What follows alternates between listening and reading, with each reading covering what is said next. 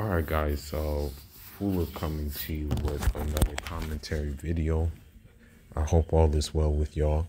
So, you know, on the clubhouse sector, you will have a lot of,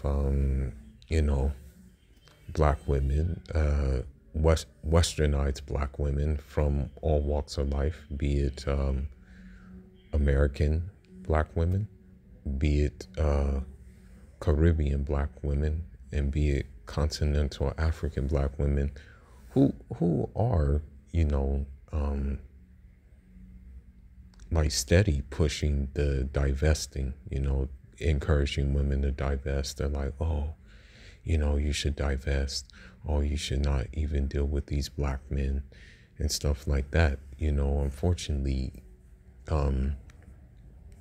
when one does it, unfortunately, the others follow behind and they buy into this thing too. So what has happened is that you have like black American women who have made it a point to make others buy into this this rhetoric, unfortunately. But is it really gonna pay off? Like, is it really paying off? Because you have women saying, oh, these Italian men, oh, these white men treat them so better than black men. But let's ask ourselves a couple of questions. Number one, are they more submissive to these guys? Number two, do they decide that it's better to be submissive to them than it is to be to a black man who maybe have more financial resources than them, but at the same time, they're still not, they still feel no need to be submissive to the black guy who has it together.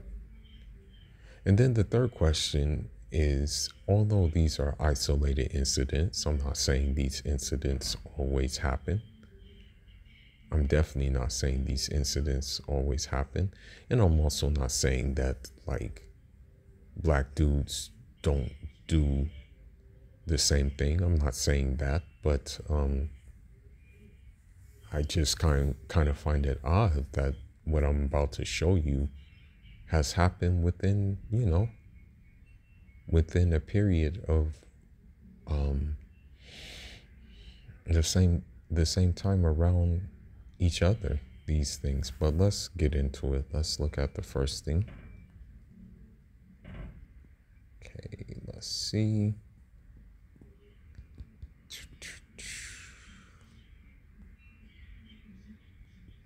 Okay, let's see. Neighbors watch. Community of Lithopolis is still recovering after Joseph Anderson killed his wife and 2 children before taking his own life. So you have to ask yourself this question, like, okay, well, why would he do this? Like, why would he have a need to like do this? And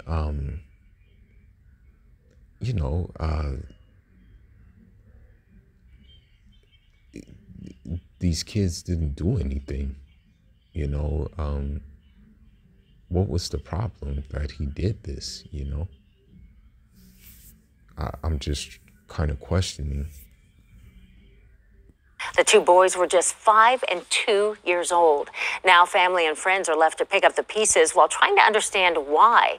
The Fairfield County Sheriff's Office is still investigating this tragic incident. We're learning new details tonight about the moments after a Fairfield County man shot and killed his wife and children before turning that gun on himself. As we mentioned, it happened in Lithopolis on a quiet street in the 300 block of Westview Terrace, about a half-hour drive north of Lancaster. Investigators have not released a motive for the shooting, which took the lives of Jonathan, his wife Kira, and their 2 children. Reporter Kevin Landers went to the neighborhood looking for answers. Oh God, please don't let this end bad. Stunned neighbors watched SWAT officers from the Fairfield County Sheriff's Office swarm the outside of a home after 911 calls alerted them to a man who may have shot his wife and children inside the home. Look, there's this guy right there. He's on our sidewalk with gun. With a freaking gun. The videos and other photos from neighbors show how this quiet neighborhood instantly turned into a crime scene.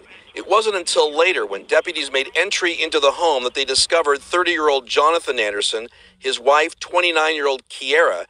So as you see, white dude with a black woman, what they're pushing, and these black women are pushing this this divesting agenda. And, we have to ask ourselves, are they like wanting to put themselves in a line of fire for these results? You know what I mean?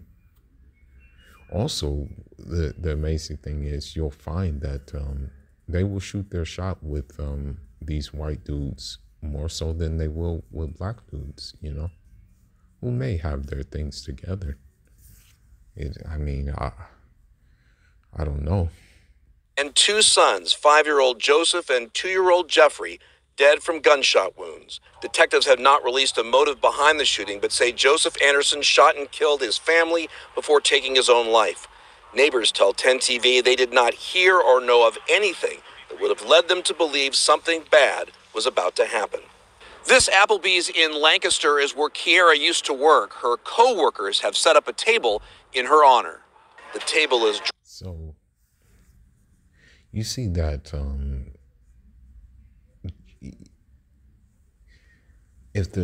put it this way, if the roles were reversed and a guy, I'm not encouraging a guy to work at Applebee's by any means. I'm not saying that you should strive to work at Applebee's. You should, of course, strive to where the limit is the sky, basically. Definitely.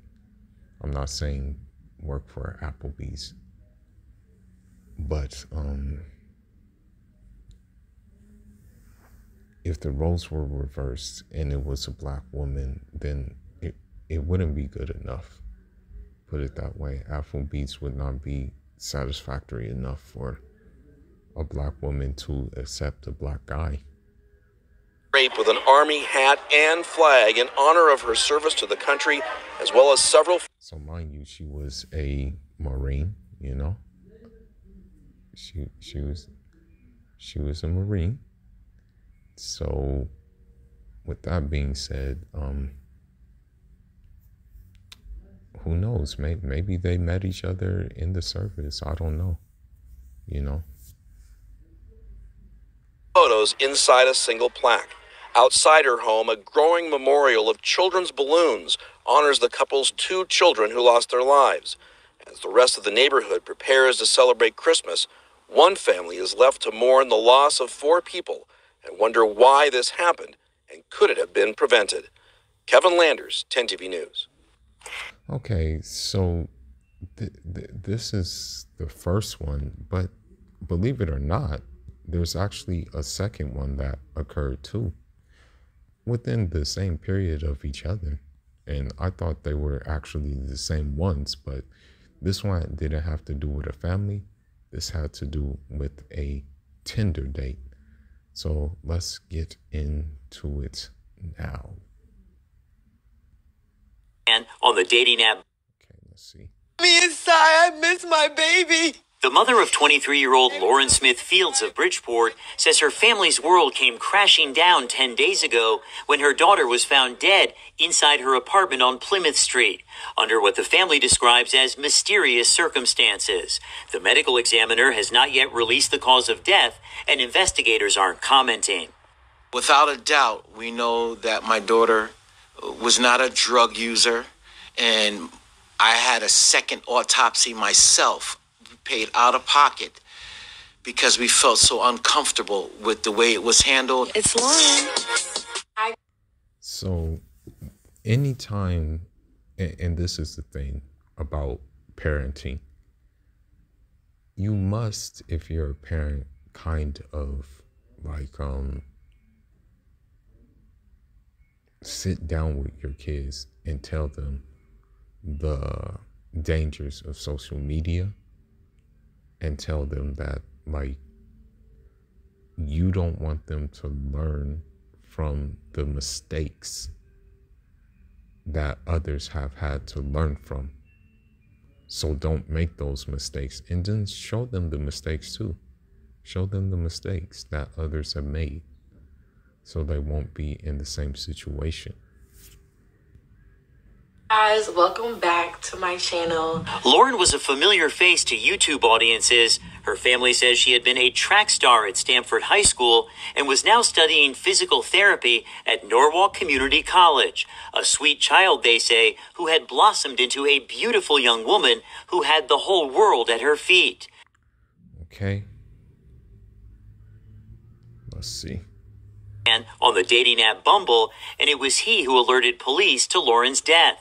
The family says they are not satisfied with answers they got from an investigator. I asked him about the guy. He just made it seem like the guy was a nice guy. There was nothing to investigate. The only contact that we have had was from a very insensitive, condescending, and arrogant detective. Lauren's dad reading. And so that's the thing too about you divest the divesting brigade, is that you have to understand something, that like,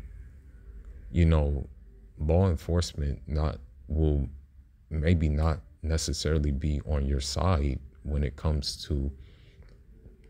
really comes down to it. Like you may not have like a fair shake when it comes down to your divesting practices. So like, I mean, you can keep on pushing it. It's fine. No problem. Keep on pushing divesting. But just understand that you're putting people in the line of fire when you do it, And although these are isolated incidents, I mean, the fact of the matter is you're kind of playing Russian roulette when you're divesting. But let's get into it more. A scathing statement saying police failed to extend the most basic courtesies and told his family to stop calling. Councilwoman Maria Pereira says police owe Lauren's mom an apology. She sent a really well-written email, and I was shocked when just yesterday she told me she had not even received a response. A mom who's left to plan her daughter's funeral just days before Christmas says she's struggling to find a path forward. Life is not the same. I don't know who I'm going to be after this. In Bridgeport, Frank. So before like I go on to the opposite of what happens with us guys when we divest, let me just read what has happened. So this it says a 23-year-old black woman met an older white man on a dating app. She ended up dead in her apartment. The white man alerted the police, and the police said he was a nice guy who doesn't need to be investigated. So, I mean, here you see, like, when you older women push divesting, like, you're actually putting even like you're also putting like younger women in danger in pushing it, because they're taking heed and listening to you. But here's the thing, like, I'm not saying we as guys, like, we don't fall for certain practices and stuff like that. You have Emmanuel Bowie. He fell for like the gas with a white woman. It actually like backfired on him, that it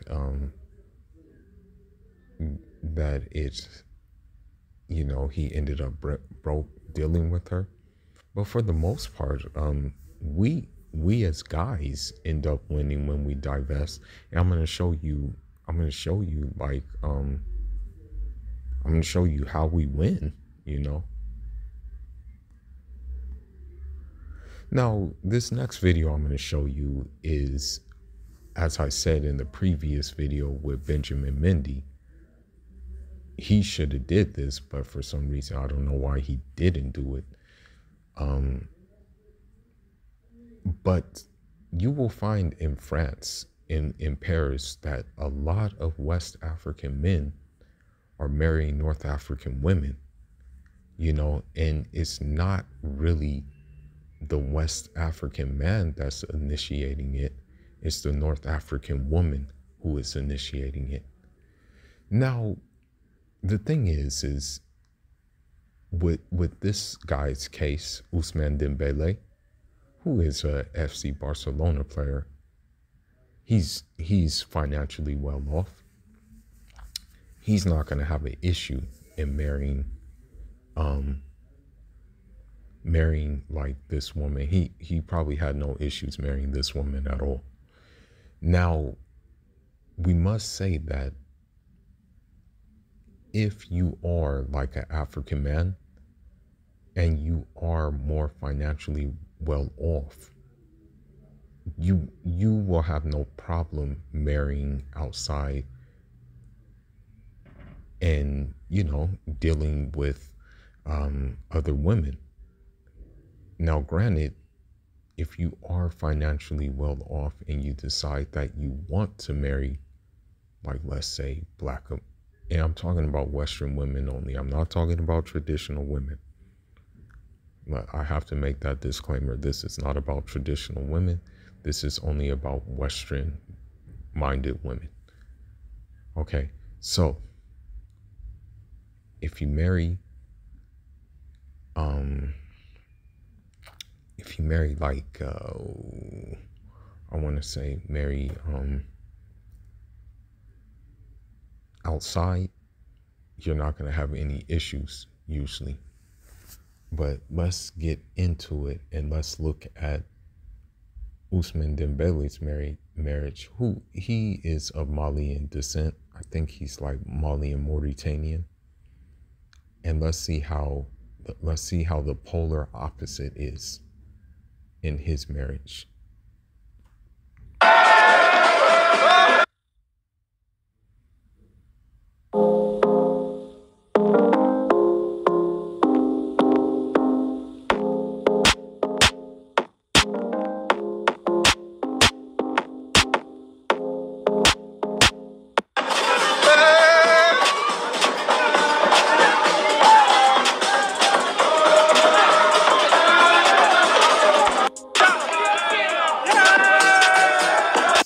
So as you see, like, now I'm not gonna lie to you. A majority of Arabs are racist. A majority of North Africans are racist. I'm not gonna cap. But you will get those North Africans who recognize that they still have that African blood in them. For example, the city Marrakesh was founded by like a jet black African man.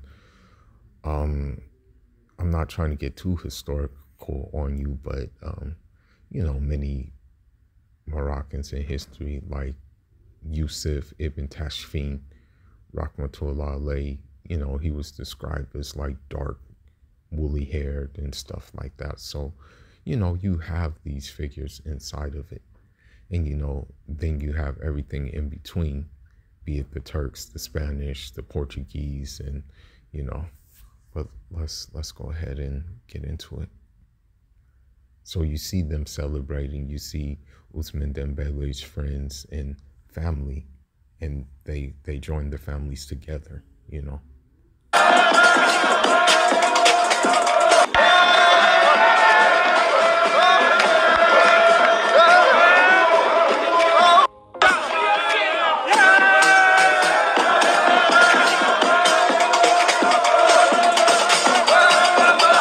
So that's what I'm saying. Like, it's the complete opposite.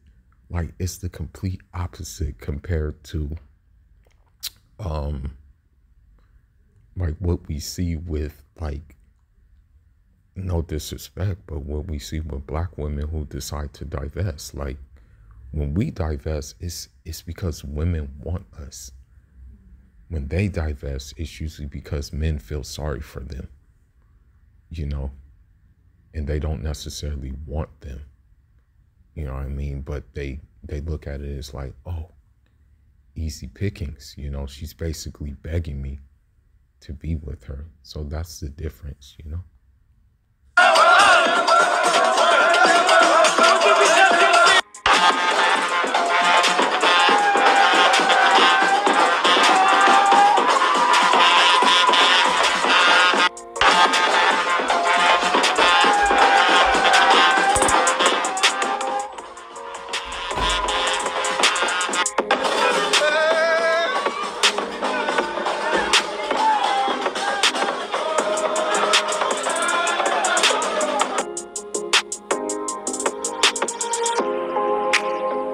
So you see, you know, and here's the thing.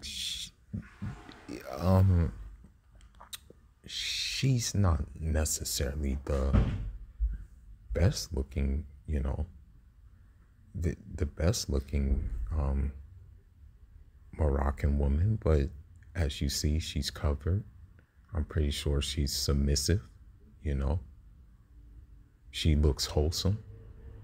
And for the majority of things, like, that's what we're pretty much looking for. At least as like West African men, that's like really what we want, you know. And yeah, man. So you see, like, well, like, I don't know why Western-minded women don't get this, and especially with him. Because here's the thing, he's a professional footballer. So his expectations are, what's expected of him is very high.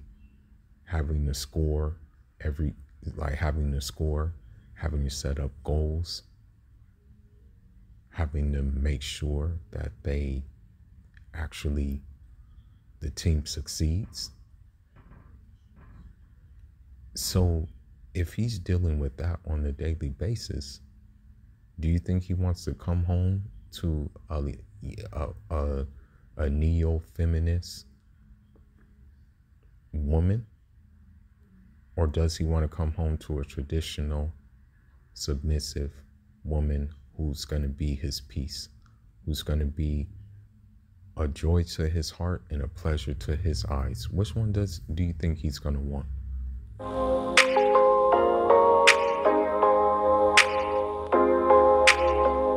So I must say too, is that there is historical, and don't think I'm trying to push this like too far. Don't think like I'm not aware of what happens within with North Africans concerning West Africans.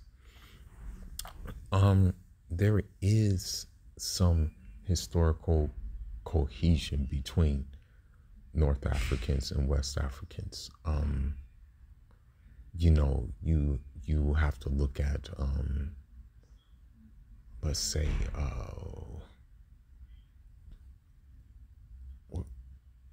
trying to think of an episode. Oh, well, you know, when my dad's leader, Amilcar Cabral, fought against the Portuguese, he received assistance from Algeria and Morocco. As a matter of fact, he sent people to go train in Morocco. He received weapons from Algeria. You look at, let's see,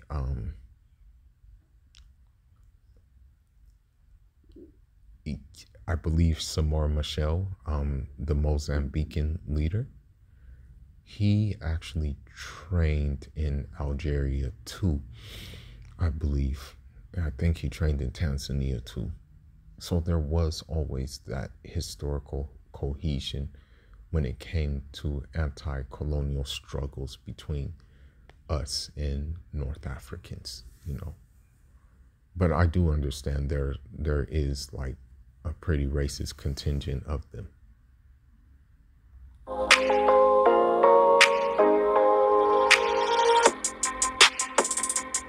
and look at how she's looking at him. You know, look at how she's looking at him. Like, let's just look. You know, she was looking. Let's look at that again.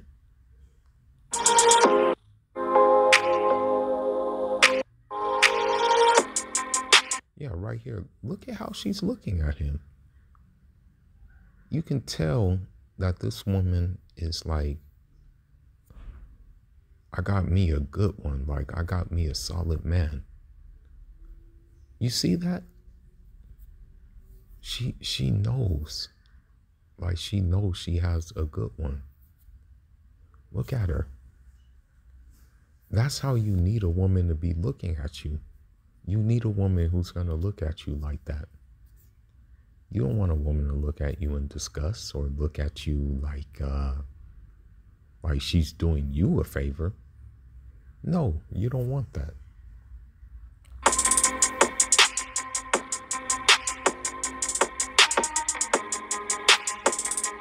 So, I mean, you know, let me try to look for it real quick. I'm going to go over our article a little bit to show the cohesion that was like there. And granted, I'm not supporting Pan-Africanism. I'm not supporting Pan-Africanists, you know.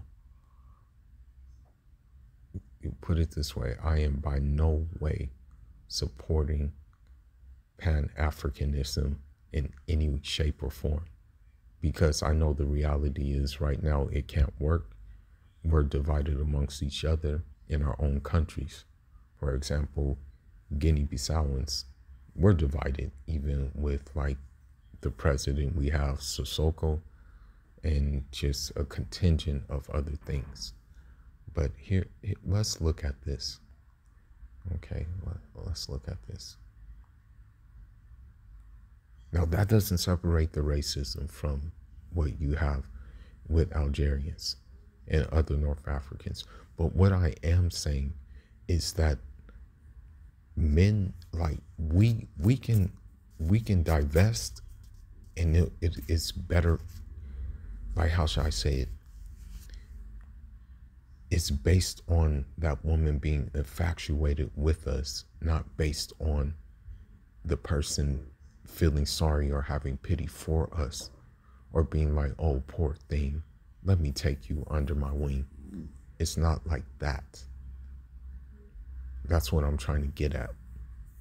But we can divest with these North African women. Okay, let's see.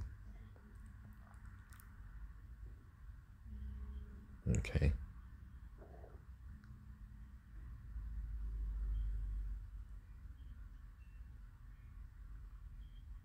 Okay. Let me read.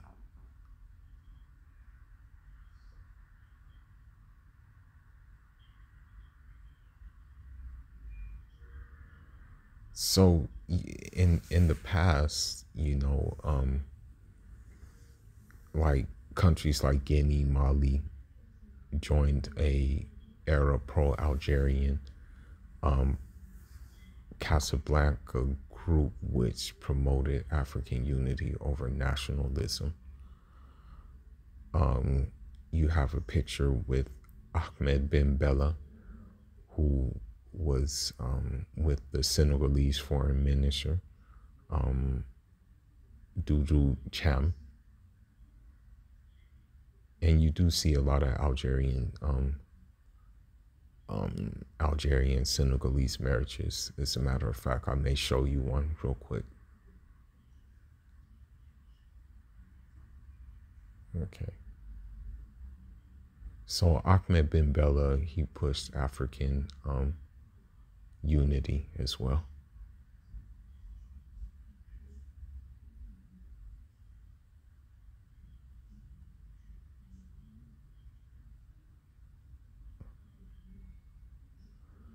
Nelson Mandela, I didn't know he received military training in Algeria as well.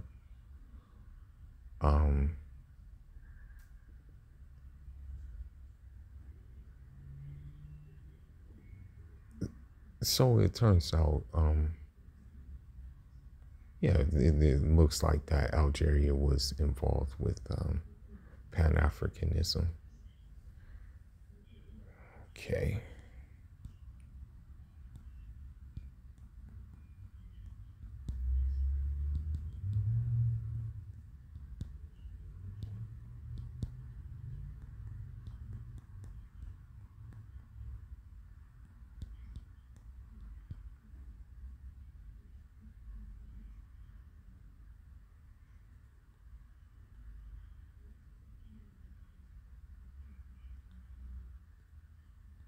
See if I can find it.